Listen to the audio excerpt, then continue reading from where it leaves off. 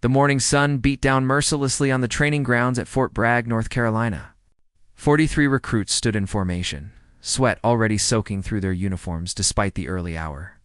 Among them was Private Marcus Webb, a thin young man of 22 who looked more like he belonged in a library than a military base. His wire-rimmed glasses kept sliding down his nose, and his uniform hung loose on his narrow frame, making him appear even smaller than he actually was. The other recruits had noticed Marcus from day one. While most of them had arrived at basic training with athletic builds from high school sports or physical jobs, Marcus looked like he had spent his youth indoors. His pale skin suggested someone unaccustomed to outdoor labor. The K and his awkward movements during physical exercises made him stand out for all the wrong reasons. "Move it, Webb." Staff Sergeant Davis barked as Marcus struggled through push-ups, his arms shaking with effort. "My grandmother can do better than that, and she's been dead for 5 years. Laughter rippled through the formation. Marcus gritted his teeth and pushed through 3 more repetitions before his arms gave out completely and he collapsed onto the dirt. The laughter grew louder and he heard someone behind him mutter, "Why did they even let him in? He's going to get someone killed." Marcus had heard variations of this comment countless times over the past 4 weeks. During obstacle course runs, he finished last. During combat drills, he moved too slowly. During weapons training, his shots were accurate, but his reload times were terrible. By every conventional measure of military readiness, Marcus Webb was failing. What his fellow recruits didn't know, what Marcus himself barely understood, was why he had joined the military in the first place. He had grown up in a small town in Montana, the son of a librarian and a high school teacher. His childhood had been quiet and unremarkable, filled with books and chess tournaments rather than sports and adventure. His parents had expected him to go to college, not maybe become a professor or researcher, but on Marcus's 18th birthday, his grandfather had given him a small wooden box. Inside was a medal, tarnished with age, attached to a faded black ribbon. His grandfather, a man who rarely spoke about his military service, had sat Marcus down and told him a story. "This medal represents something most people don't know exists," his grandfather had said, his weathered hands trembling slightly as he held the box. "During the war, I was part of a special unit. We operated at night behind enemy lines, doing things that were never recorded in official records. We were called Night Sentinels." This mark, he pointed to an unusual symbol engraved on the back of the medal. 3 stars arranged in a triangle with a crescent moon above them identified us to each other. It meant you were part of something bigger than yourself, something that required sacrifice and silence. His grandfather had never elaborated on what the Night Sentinels actually did, and he had died 6 months later, taking his secrets with him. But something about that conversation had planted a seed in Marcus's mind. He began researching military history, reading about special operations, trying to understand what his grandfather had been part of. The more he learned, the more he felt drawn to service. Despite having none of the physical attributes typically associated with soldiers, now, standing in formation after another humiliating morning of physical training, Marcus wondered if he had made a terrible mistake. Maybe his fellow recruits were right. Maybe he didn't belong here. Maybe some people were simply not meant to be soldiers, regardless of their intentions or desires. "All right, listen up," Staff Sergeant Davis shouted, pulling Marcus from his thoughts. "Tomorrow we begin advanced field exercises. You'll be divided into teams and given tactical scenarios to complete. This is where we separate the soldiers from the civilians playing dress-up. Some of you," his eyes lingered on Marcus for a moment, "might want to seriously consider if you're in the right place." That evening, Marcus sat alone in the barracks, cleaning his rifle with meticulous care. Most of the other recruits had gone to the mess hall, but Marcus had lost his appetite. He was examining the rifle's firing mechanism when he noticed something that had been bothering him during the last range exercise. The pin was slightly worn, which could cause misfires under certain conditions. He made a mental note to report it. "Hey, Four Eyes," a voice called out. Marcus looked up to see Private Tommy Carson, one of the biggest and most vocal of his critics, standing with 2 other recruits. "We need to talk." Marcus set down the rifle carefully and stood, trying to hide his nervousness. Tommy was built like a linebacker and had made it clear from the beginning that he thought Marcus was a waste of space. Some of us have been talking, Tommy continued, crossing his arms over his chest. Tomorrow's field exercises are team-based. That means we have to rely on each other. And honestly, man, nobody wants you on their team. You're slow, you're weak, and you're going to drag down whoever gets stuck with you. The words stung, even though Marcus had been expecting something like this. I'm doing my best, he said quietly. Your best isn't good enough, one of Tommy's friends added. Maybe you should just quit. Go back to whatever library you came from. The military isn't for everyone. Marcus felt something harden inside him. I'm not quitting. Tommy laughed, but there was no humor in it. Then at least try to stay out of the way tomorrow. Don't volunteer for anything important. Just try not to get anyone hurt. They left, and Marcus sat back down, his hands shaking slightly. He looked around the empty barracks, at the rows of bunks and footlockers, at the evidence of 43 young men trying to become something more than they were. He felt completely alone. That night, Marcus couldn't sleep. He lay in his bunk, staring at the ceiling, thinking about his grandfather. The old man had been small too, probably no bigger than Marcus himself. Yet he had served in some kind of elite unit, had done things important enough that he carried the secret to his grave. What had made him different? What had allowed him to succeed where Marcus was failing? Around 2 a.m, Marcus heard something that made him sit up. A sound outside the barracks, barely audible. Most people wouldn't have noticed it, but Marcus had always had exceptional hearing. One of the few physical attributes that actually gave him an advantage. He slipped out of his bunk and moved quietly to the window, in the darkness outside. He could see a figure moving along the perimeter fence. The movement was wrong, too deliberate and cautious to be a routine patrol. Marcus watched for several minutes, his mind working through possibilities. The figure was checking the fence line, looking for something, or testing for weaknesses. Marcus made a decision. He pulled on his boots and jacket and slipped out of the barracks, moving as quietly as he could. He had learned during his research that observation and intelligence gathering were often more valuable than physical strength. If someone was trying to breach the base perimeter, that information needed to be reported. He moved through the shadows, keeping his distance, but maintaining visual contact with the mysterious figure. His thin frame and natural quietness, the same traits that made him poor at physical combat, made him excellent at moving unseen. He followed for nearly 20 minutes, noting the figure's movements, the tools they used, the specific sections of fence they examined. Finally, the figure departed, disappearing into the darkness beyond the base.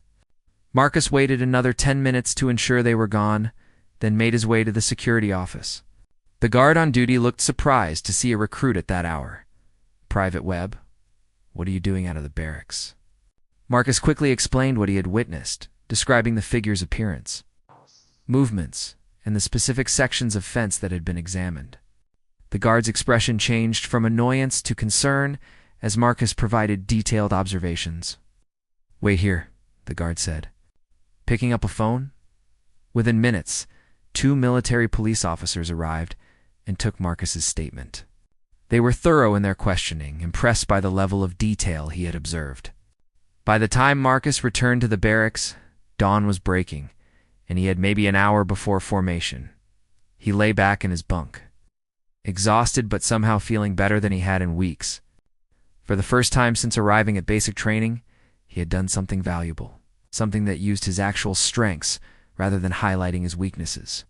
Maybe there was a place for him in the military after all, even if it wasn't the place everyone expected.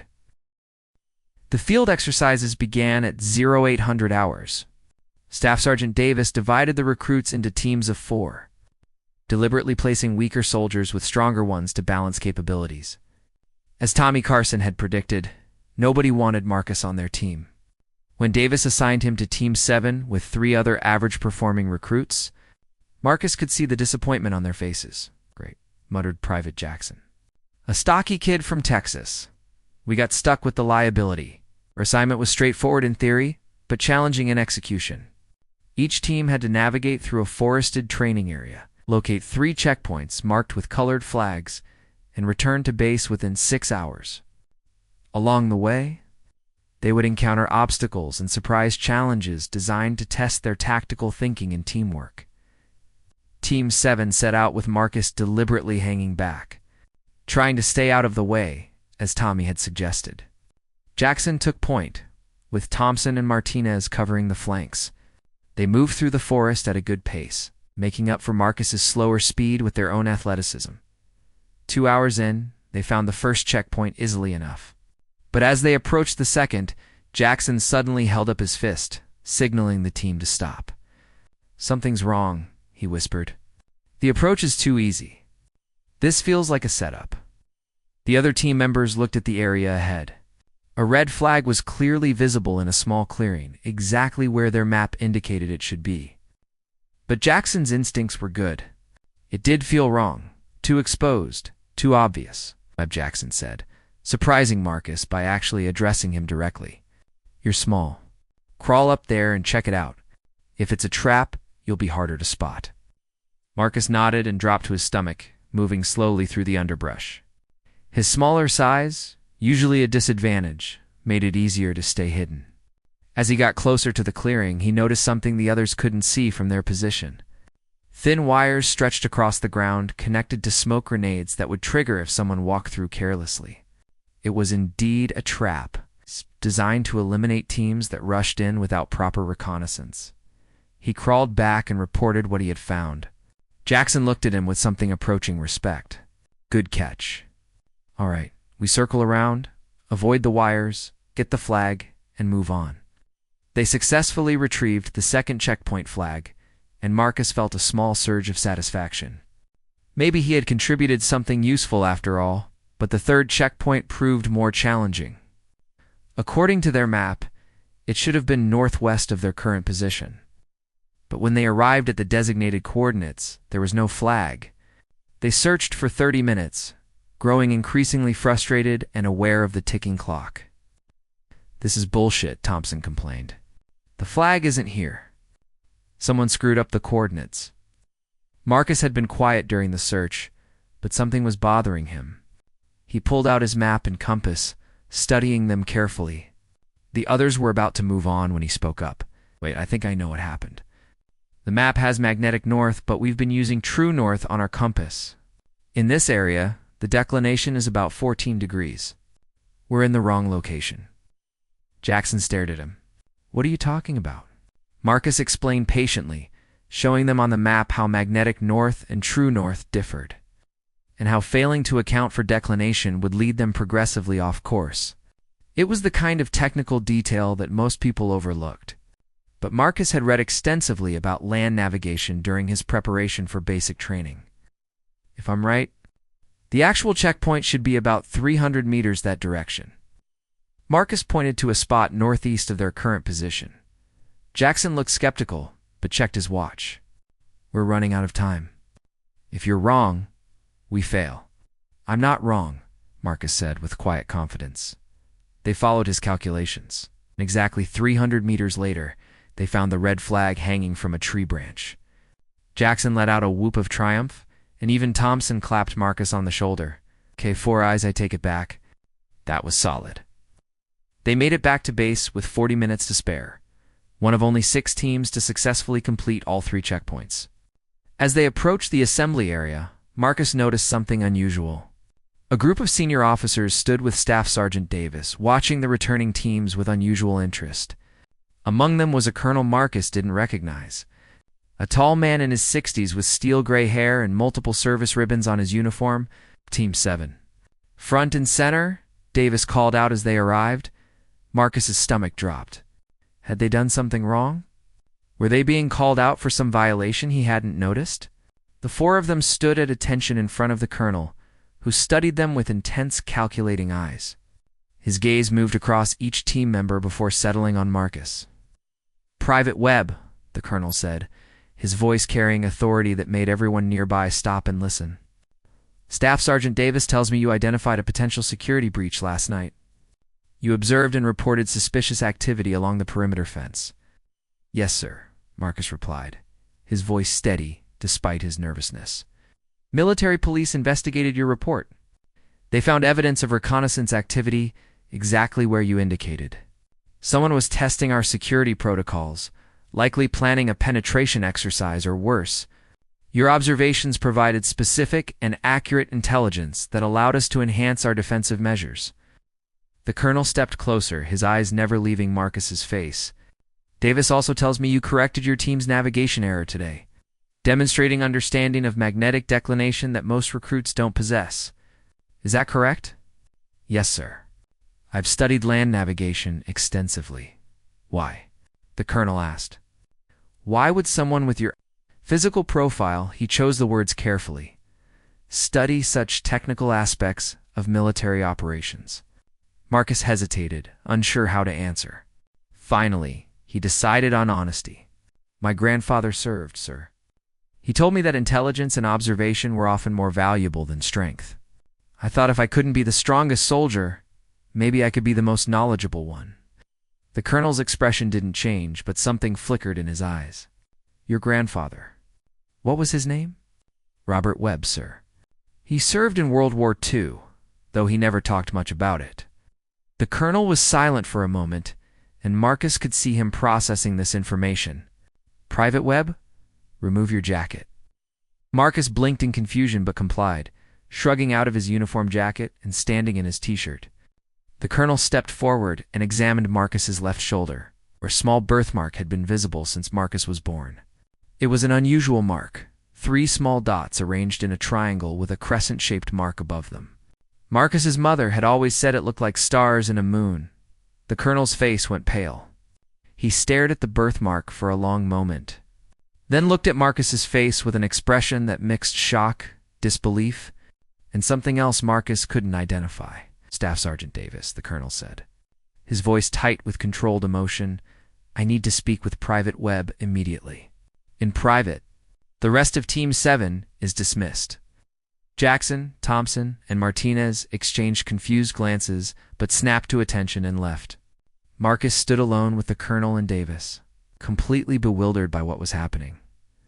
The colonel took a deep breath, seeming to struggle with his composure. Private Webb, that mark on your shoulder. Have you always had it? Yes, sir. It's a birthmark. I was born with it. Your grandfather, Robert Webb, did he ever mention the Night Sentinels? Marcus's heart stopped. Yes, sir. He gave me a medal before he died. He said it was from his unit, but he never explained what they did. The colonel nodded slowly, as if this confirmed something he had suspected. Staff Sergeant Davis, what I'm about to tell you in Private Webb is classified information.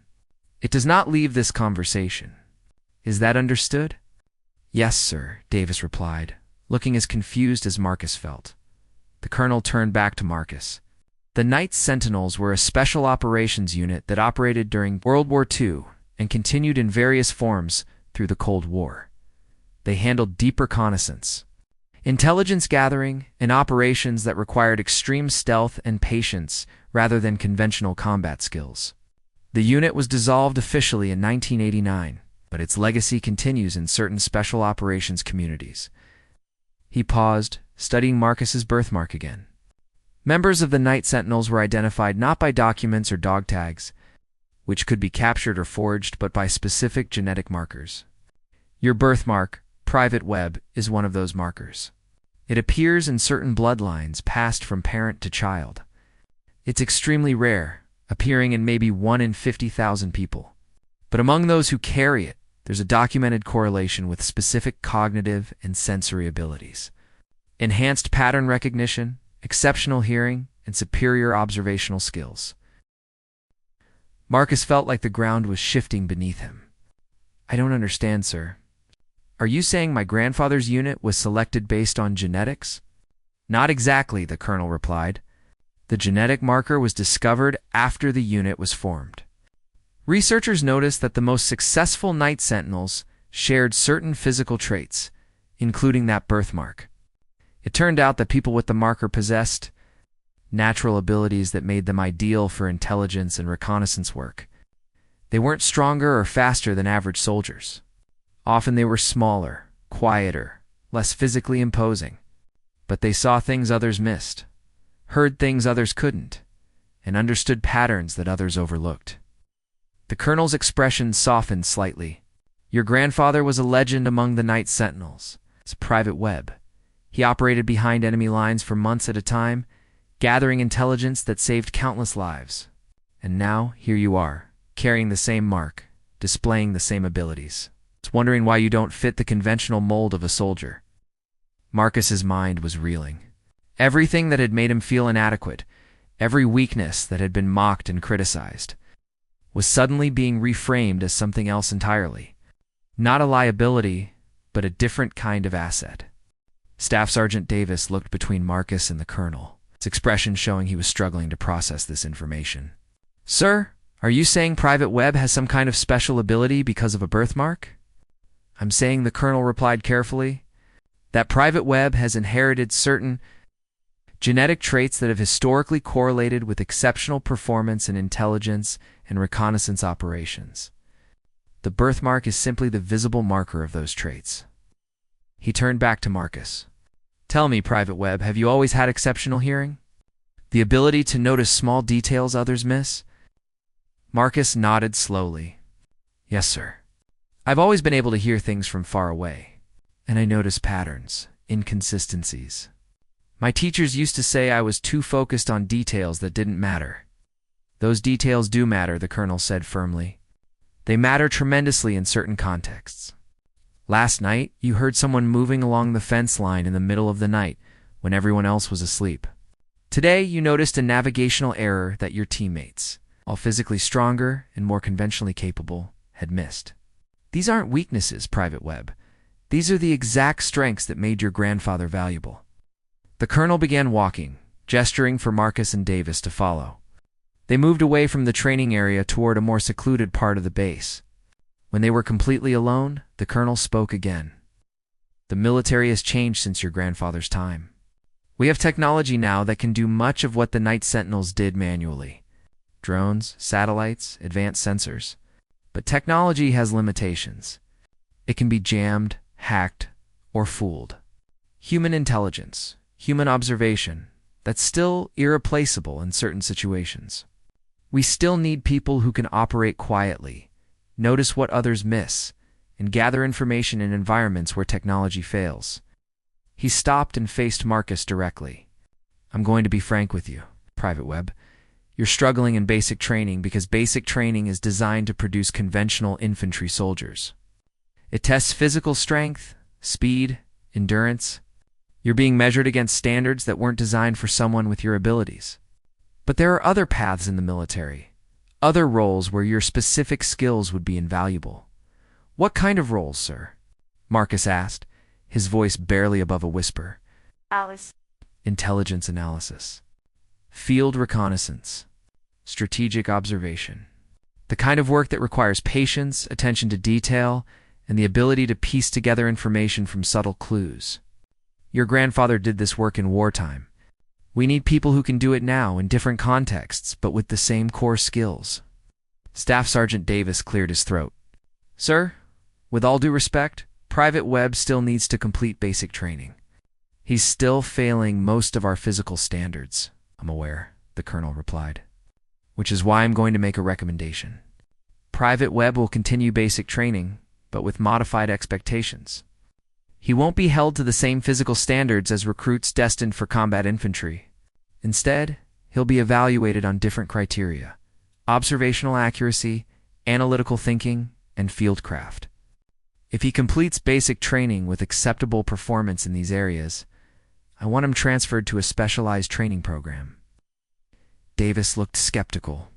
"Sir, the other recruits won't understand special treatment. They already think Webb doesn't belong here, and we educate them," the colonel said simply.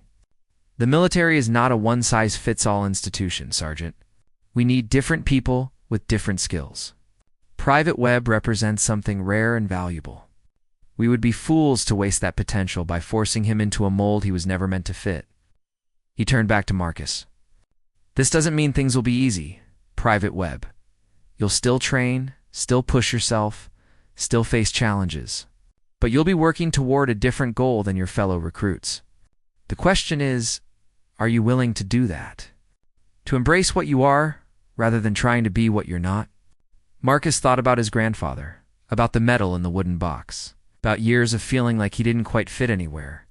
"Yes, sir. I'm willing." Good. I'll speak with your commanding officers and arrange the necessary modifications to your training program. But Private Webb, one more thing. This birthmark, this genetic marker, it's not magic. It doesn't guarantee success. It simply means you have potential in certain areas. What you do with that potential is entirely up to you. The colonel left, and Marcus stood with Staff Sergeant Davis in the fading afternoon light. Davis was quiet for a long moment, studying Marcus with new eyes. "I owe you an apology, Webb," Davis finally said. "I've been riding you hard, trying to force you to be something you're not." "I didn't understand what I was looking at. You were doing your job, sir," Marcus replied. "Testing us, pushing us, seeing what we're made of." "Maybe. But a good instructor should recognize different types of strength, not just the obvious ones." Davis sighed. "This is going to cause some complications with the other recruits. They're going to have questions about why you're being treated differently."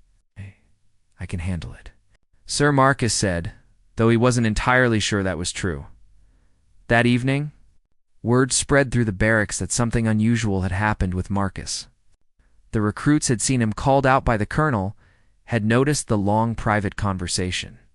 Rumors began circulating immediately. Each more elaborate than the last. Tommy Carson approached Marcus's bunk after dinner. His expression less hostile than usual, but still guarded. "So what happened with the colonel? Why did he pull you aside?" Marcus had been expecting this. He recognized something about my family history. My grandfather served in a special unit. The colonel knew him. "So what? You're getting special treatment because of your grandfather?"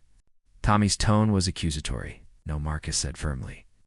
"I'm being evaluated differently because I have different skills. I'm not going to be infantry.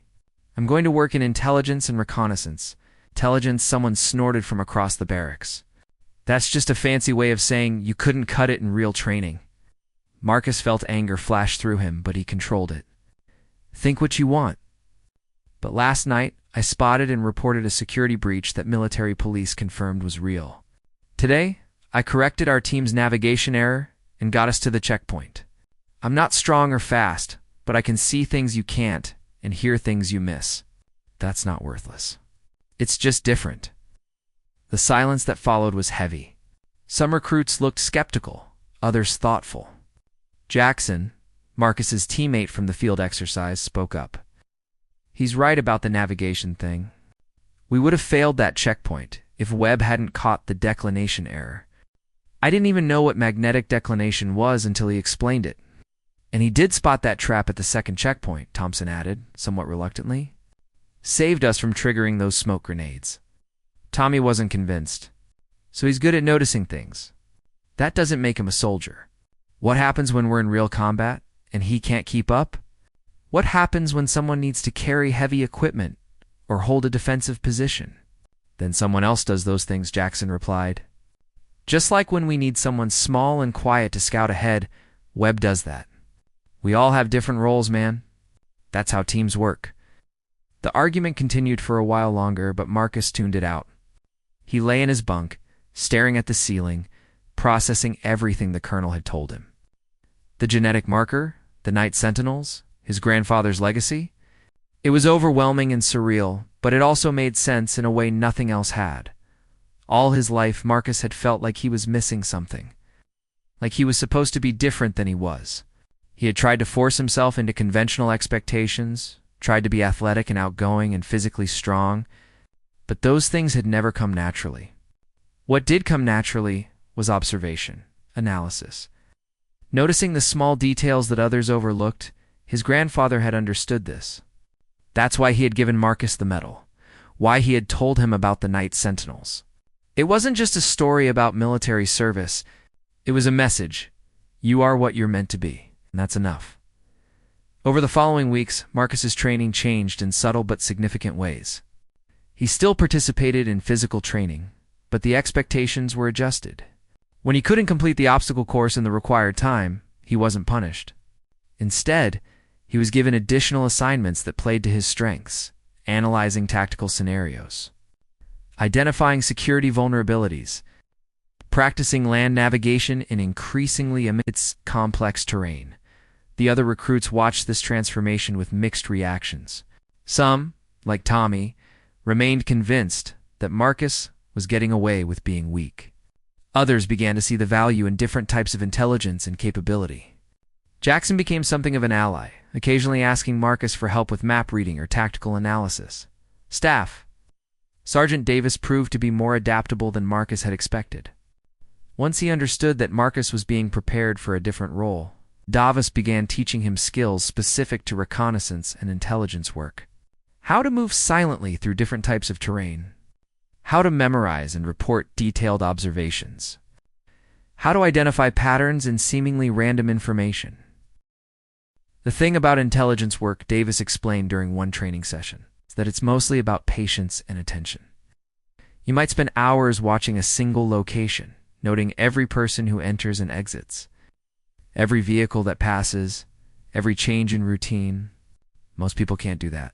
They get bored, distracted, sloppy. But you, Webb, you have the kind of mind that can focus on details for extended periods. That's rare and valuable.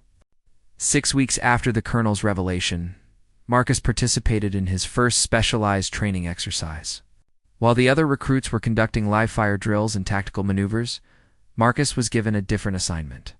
He was to observe a simulated enemy position from a concealed location and provide detailed intelligence reports every 2 hours for a 24-hour period.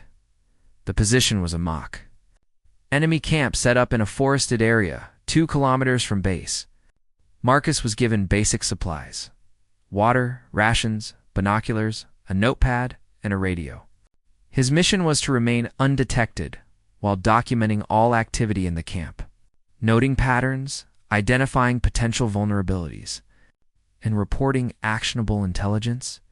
He arrived at his observation post at dusk, finding a location with good visibility of the camp while remaining concealed in heavy brush. As darkness fell, Marcus settled in for what he knew would be a long night. Most people would have found the task boring and uncomfortable. Marcus found it oddly peaceful. Through his binoculars, he watched the camp come to life with activity. Soldiers moved between tents, cooked meals over fires, conducted equipment maintenance. Marcus noted everything: the number of personnel, their routines, the location of supplies, the timing of guard rotations. His exceptional hearing picked up conversations that shouldn't have been audible at this distance, giving him additional intelligence about planned activities. Around midnight, something unusual caught his attention. One of the soldiers in the camp left his tent and walked to the perimeter, making what appeared to be a routine patrol. But Marcus noticed that the soldier's movement pattern was different from the regular guards. He was checking specific locations, paying attention to angles and sight lines, behavior that suggested he was looking for something specific. Marcus watched for another hour as the soldier repeated this unusual patrol twice more. On his notepad, he sketched the soldier's movement pattern and noted the specific areas that received extra attention. There was something deliberate about it, something that didn't fit with normal security protocols. When dawn broke, Marcus had compiled extensive notes on the camp's operations, but he had also identified what he believed was a planned exercise within the exercise. The unusual soldier was likely playing the role of a spy or infiltrator. Testing whether observers would notice behavior that deviated from established patterns, he transmitted his final report, including his suspicions about the unusual soldier. An hour later, Staff Sergeant Davis arrived at his position with a thermos of hot coffee and a slight smile. "You spotted the plant," Davis said without preamble. The soldier, who was acting suspicious, he was intentionally behaving abnormally to see if observers would notice. Out of 5 recruits conducting observation exercises at different locations, you were the only one who identified him and correctly assessed that his behavior was inconsistent with his supposed role. Marcus felt a surge of satisfaction. His movement pattern was wrong, Sergeant. He kept checking the same locations, as if he was memorizing guard positions or looking for weaknesses in perimeter security. Exactly right, Davis confirmed. That kind of attention to behavioral patterns. That's what separates adequate intelligence work from exceptional intelligence work. You don't just see what's happening. You understand what it means. Over the following months, Marcus continued to excel in specialized training while his performance in conventional exercises remained mediocre at best. The division became stark and obvious to everyone. During physical fitness tests, he struggled to meet minimum standards. During reconnaissance exercises, he consistently outperformed not just other recruits but even some experienced personnel. The colonel, whose name Marcus learned was Colonel Richard Hartley, became a regular presence in Marcus's training. He would observe exercises, review Marcus's reports, and provide feedback that was both demanding and encouraging. Webb, Hartley told him after one particularly successful exercise, but talent alone isn't enough. You need to develop discipline, methodology, and the ability to operate under pressure. Intelligence work isn't always quiet observation. Sometimes you're gathering information in hostile environments where one mistake means capture or death. To test this, Hartley arranged increasingly challenging scenarios. Marcus was sent on observation missions during severe weather, required to gather intelligence while dealing with sleep deprivation, and placed in situations where he had to extract himself from compromising positions without being detected. He failed some of these exercises, struggled through others, but each experience taught him something new about his capabilities and limitations. The other recruits' attitudes toward Marcus gradually evolved as well. They saw him struggle through obstacle courses and barely pass physical standards, but they also heard about his successes in specialized training. The mockery became less frequent, replaced by a kind of bemused acceptance. Marcus wasn't like them, but he was good at something they couldn't do.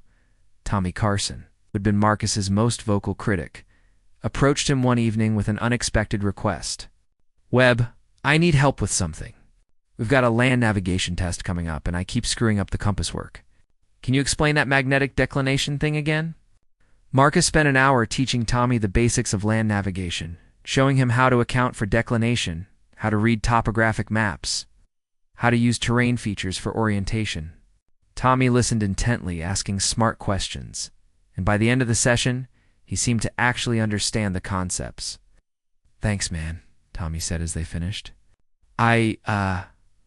I'm sorry for giving you so much shit earlier.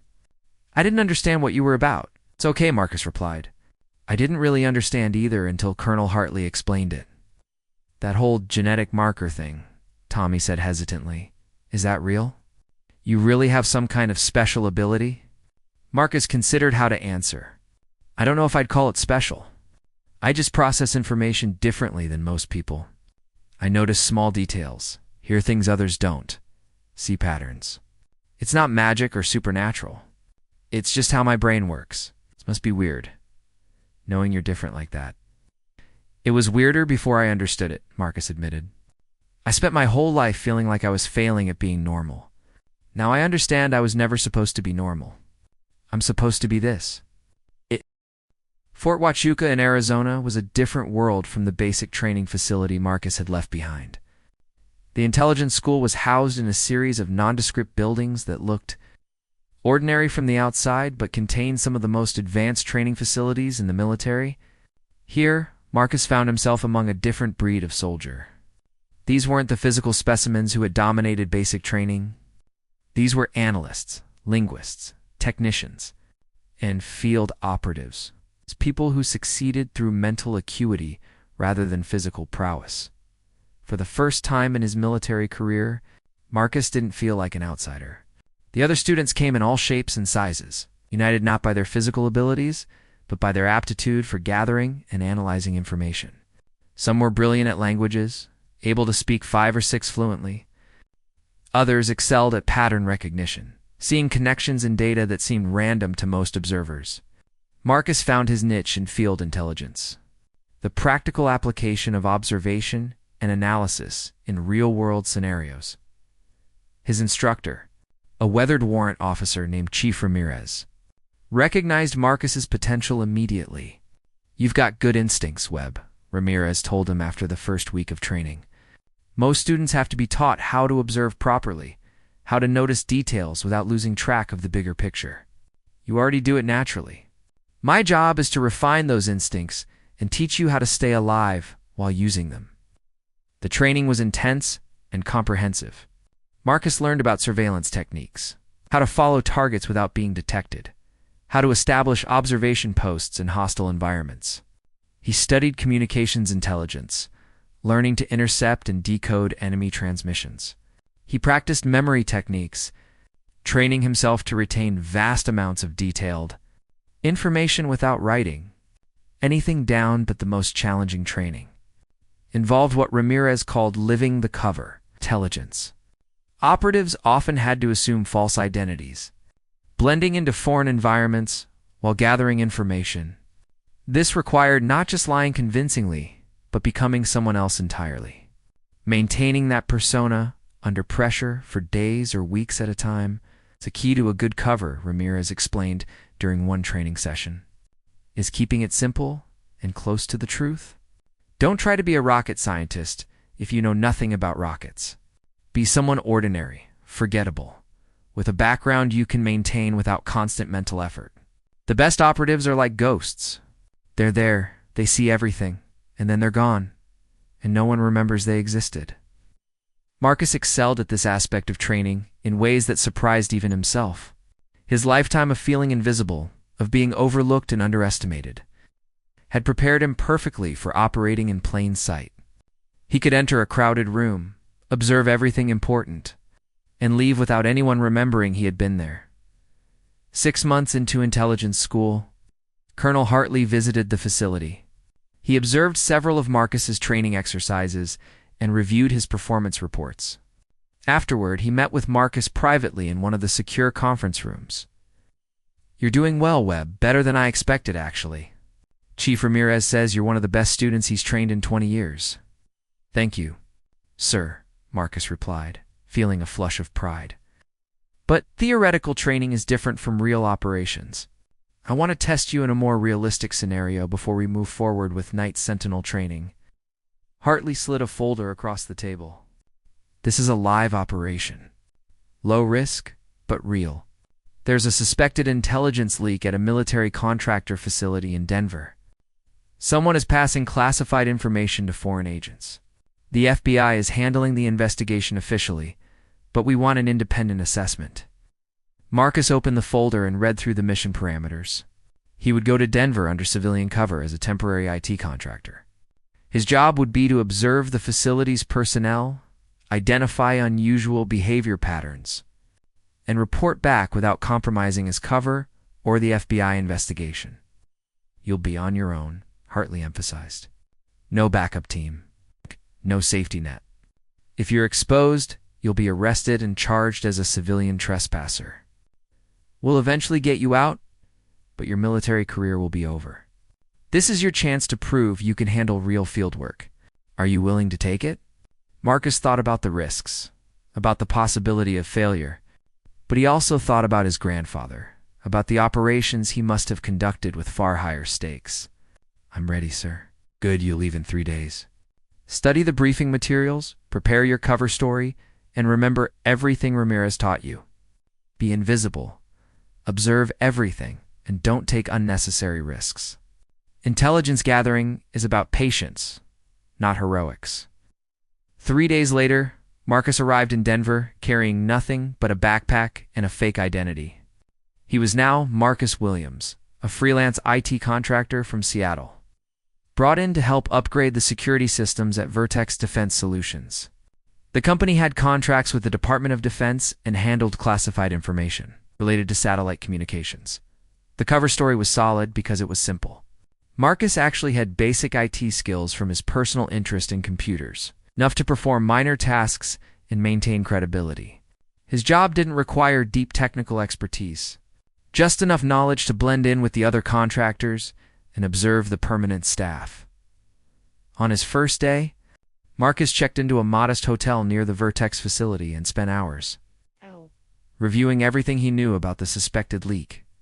The FBI believed someone in the engineering department was photographing classified documents and passing them to a foreign intelligence service, probably China or Russia, but they couldn't identify the individual or determine how the information was being transmitted.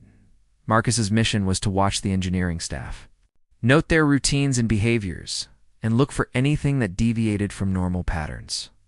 It was exactly the kind of work his abilities were suited for, requiring patience, attention to detail, and the capacity to remain unnoticed while observing others.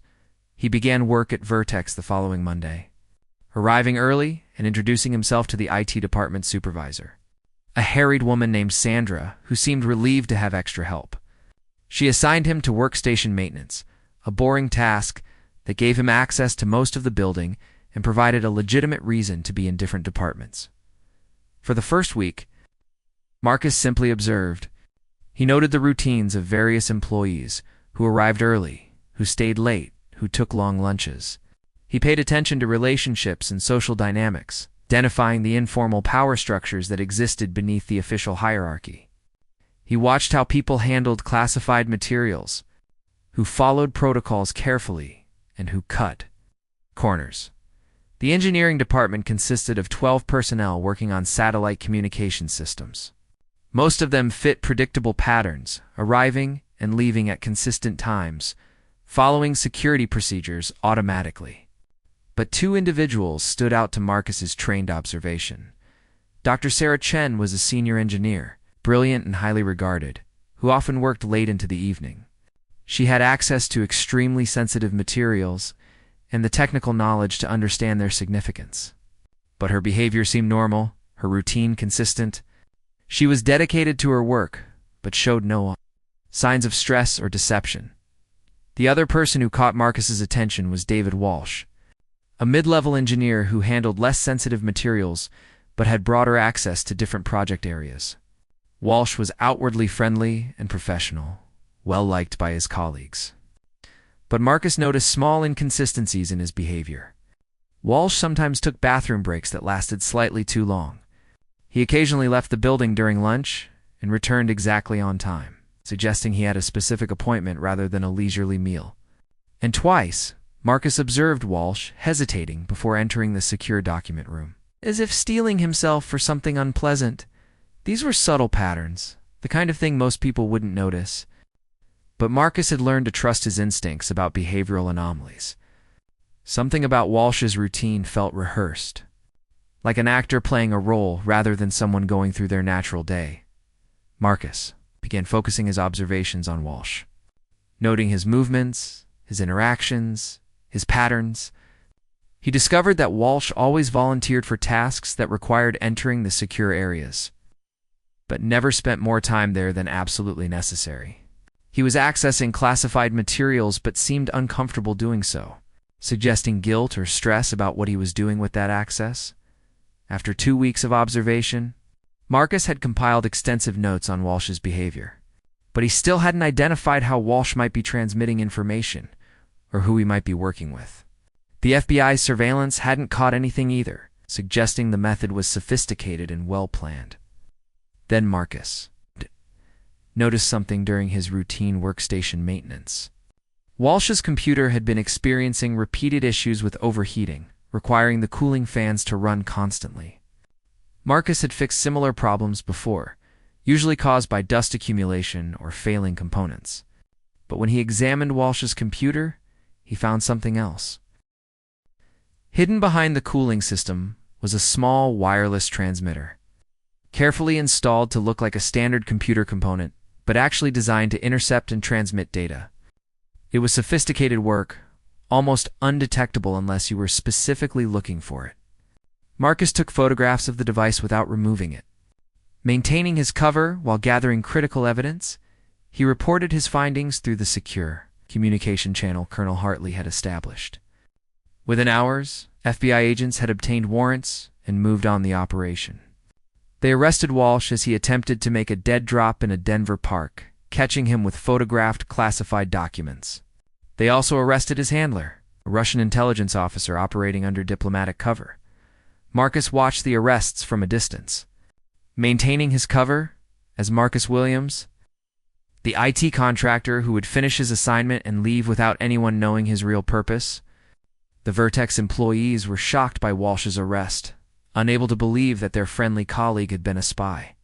Sandra, the IT supervisor, thanked Marcus for his work on the computers and wished him well in his next assignment. Colonel Hartley met Marcus at a coffee shop near the Denver airport. A deliberately public location where two men having a conversation would attract no attention. The colonel looked pleased, but kept his expression neutral. "The FBI is very happy with your work," Hartley said quietly. Walsh had been operating for nearly 3 years, passing satellite communication protocols that could have compromised our military operations significantly. "You identified him in 2 weeks, using nothing but observation and instinct." "He didn't fit his own pattern, sir," Marcus explained. "His routine was too consistent, too rehearsed.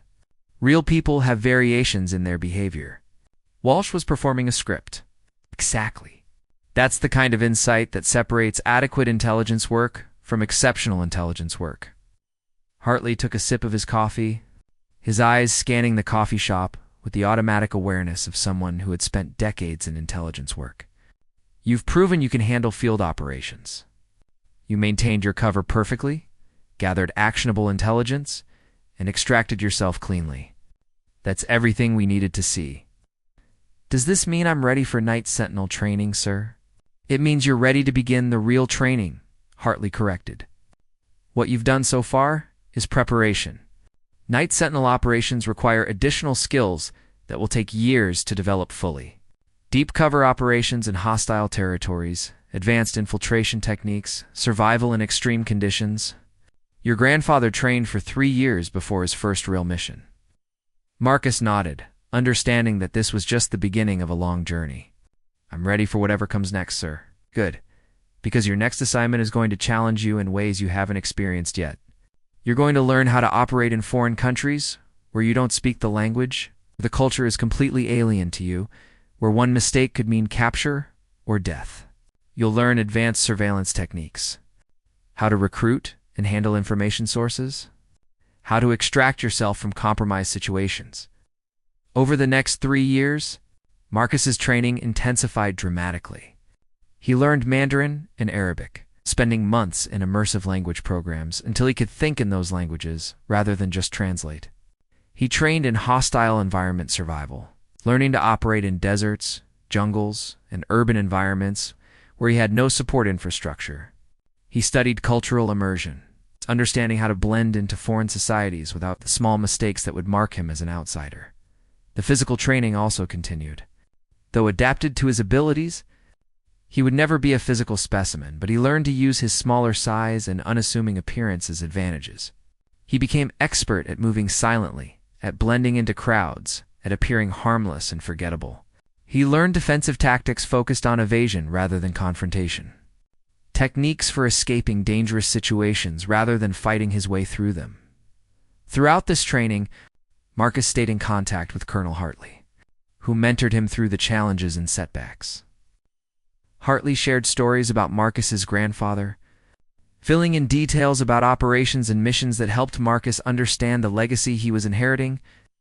"Your grandfather once spent 6 months in occupied France," Hartley told him during one of their meetings, posing as a deaf-mute farmhand. "He couldn't risk speaking because his accent would have given him away, so he played mute for half a year, all while gathering intelligence on German troop movements and radio communications." That's the level of commitment and discipline required for this work. Marcus also learned about the other Night Sentinels, past and present. The program had evolved over decades, adapting to changing threats and technologies, but the core mission remained constant, gathering intelligence in situations where conventional methods failed. There were currently only 7 active Night Sentinels worldwide, each operating independently in different regions, each chosen for their unique combination of abilities and dedication. "You'll be the 8th, Hartley told him. "The youngest Night Sentinel currently active. That's both an honor and a tremendous responsibility.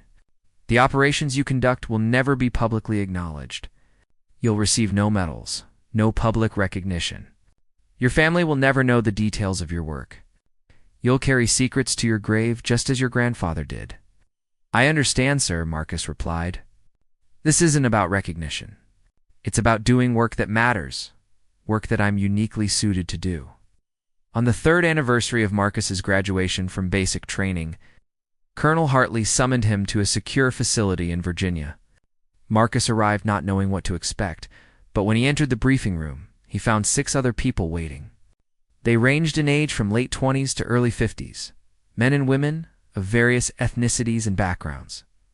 But Marcus immediately recognized what they were: Night Sentinels.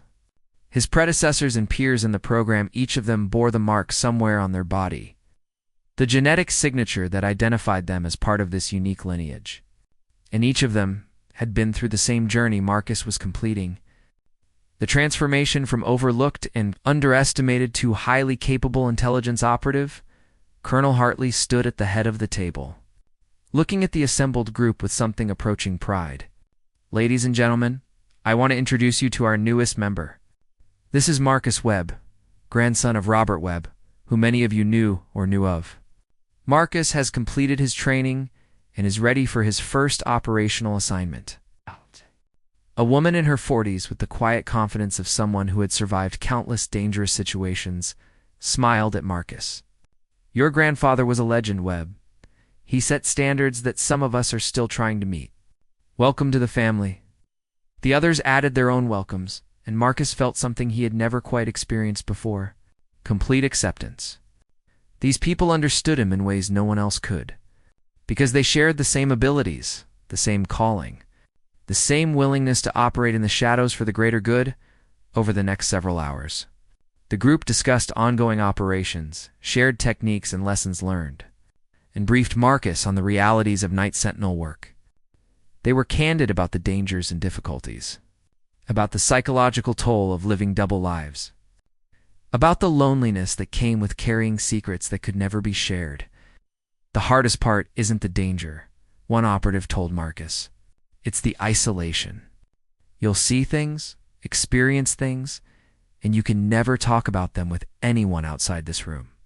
Your friends and family will think you have some boring desk job. They'll never understand who you really are or what you really do. That isolation eats at you over time.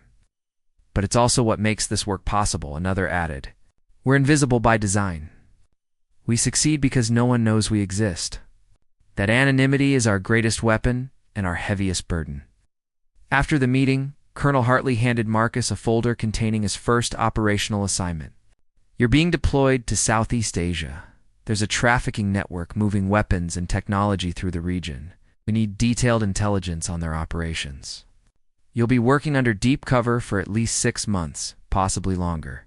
No contact with family, no communication with anyone outside official channels. You'll be completely on your own." Marcus opened the folder and studied the mission parameters. It was everything he had trained for, everything his abilities had prepared him for. Dangerous, lonely, and absolutely essential. "I'm ready, sir," he said without hesitation. "I know you are," Hartley replied. "Your grandfather would be proud, Marcus. You've honored his legacy by becoming the man you were meant to be rather than the man others expected you to be. That's the real lesson of the Night Sentinels. True strength isn't about fitting into conventional expectations. It's about recognizing your unique abilities and using them in service of something greater than yourself." 2 weeks later, Marcus stood in an airport in Thailand, his military identity completely buried under layers of civilian cover. He was now Marcus Chen, a freelance journalist researching regional trade networks, complete with a portfolio of published articles and a credible background. No one looking at him would see anything but an unassuming young man with glasses, easy to overlook, easy to forget. As he moved through the crowded terminal, Marcus thought about the journey that had brought him here. From the mocked recruit who couldn't complete an obstacle course, to the intelligence operative about to begin a dangerous mission in hostile territory. The birthmark on his shoulder, the Night Sentinel mark that had revealed his true nature, felt like it was burning slightly, a reminder of the legacy he carried. His grandfather had stood in places like this decades ago, alone in foreign lands, gathering intelligence that would save lives and change the course of history. Now Marcus would do the same, operating in the shadows, seeing what others couldn't see, protecting people who would never know his name. He had finally found where he belonged, not despite his differences, but because of them. The military had tried to make him into a conventional soldier, and he had failed by those standards. But he had succeeded by the standards that truly mattered. It's the standards that his grandfather and all the Night Sentinels before him had set. As Marcus left the airport and disappeared into the crowded streets of Bangkok, He became exactly what he had been trained to be: invisible, observant, patient, and utterly dedicated to the mission. The mockery of basic training seemed like it had happened to a different person, someone who didn't yet understand his own value. Now Marcus understood. He was a Night Sentinel, a guardian who operated in darkness so others could live in light. And that understanding, that acceptance of who and what he was, gave him strength that no amount of physical training could ever provide. He was finally, completely himself, and that was more than enough.